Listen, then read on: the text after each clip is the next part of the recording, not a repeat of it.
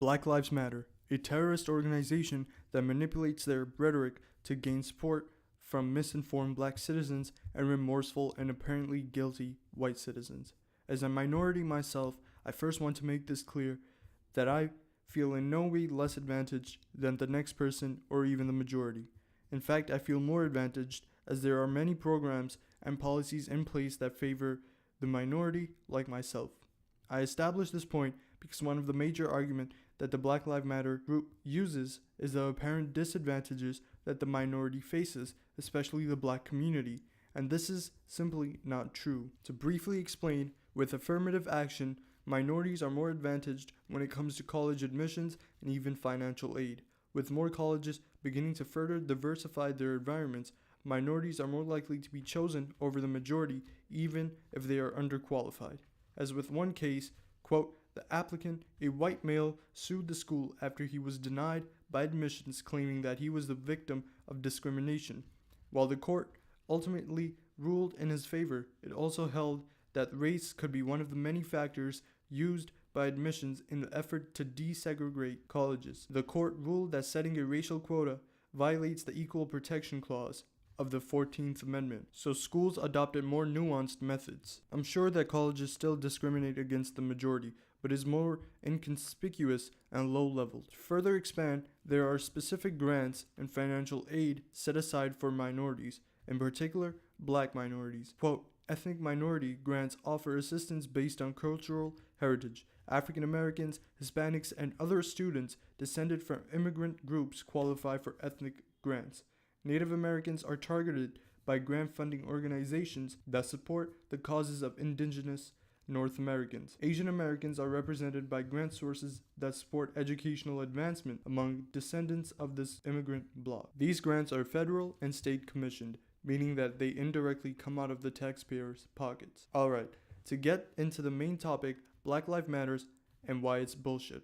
For starters, the group is identified by the government as a terrorist organization. This should be pretty obvious as they have been inciting many chaotic rallies as well as riots. In one particular case, the 2015 Baltimore protests that caused many injuries, property damages, as well as other horrendous acts. Freddie Gray, which was the cause of the protests, Gray was apprehended by the police for failure to adhering to police protocol as well as having a weapon, which was an illegal knife. Gray went into a coma while being transported in a police van and was pronounced dead at the hospital. Now, there are many speculations to this story, and I'm not going to extensively cover this. I advise you, viewers, to research and gather your own info. The most important detail, though, is to get from here is that Gray was black and the police officers were white. This already is a strong case if you're a Black Lives Matter supporter. Apparently, black people commit no crimes, and if they are arrested or stopped by the police, it's because of their color, racial profiling, as they say. The ironic thing is that Black Lives Matter groups always protest these type of events, but never point out the black-on-black crime occurring at immense rates. In Chicago alone, there were, quote, 83.4% of the deaths were from shootings, 6.7% stabbings, and 6.5% assaults. Of the 362 firearm homicides, 351, 97%, were from handguns. 77% of all homicide victims had a prior arrest history. Victims were 90% male, of which 75% of the murdered were black and 71% of the murderers were black. This is absolutely astounding and depressing. This should not be happening. Brothers and sisters are killing each other over turf, drugs, and other materialistic objects. I would support the Black Lives Matter group if they stood up for the facts. In addition, blacks as minorities represent the crime statistics more than the majority, while only consisting of 13% of the population in America as a whole, but committing more than 36% of the violent crimes, while whites make up more than 61% of the population and committing 60% of the crimes, which lines up. This is absolutely astonishing, as minorities, blacks are more pronounced in crime stats than whites are as a majority. With keeping this in mind, more whites are killed by police officers than blacks are. Quote, a total of 1,388 people were killed by police in 2015 alone. 318, or 23% of them, were black, and 560, or 40% of them, were white. So roughly 23% of those killed by any police interaction in 2015 alone were black and just over 40% were white. If you do the math, you can conclude that even though white people are killed more often than blacks, black people are more likely to be shot.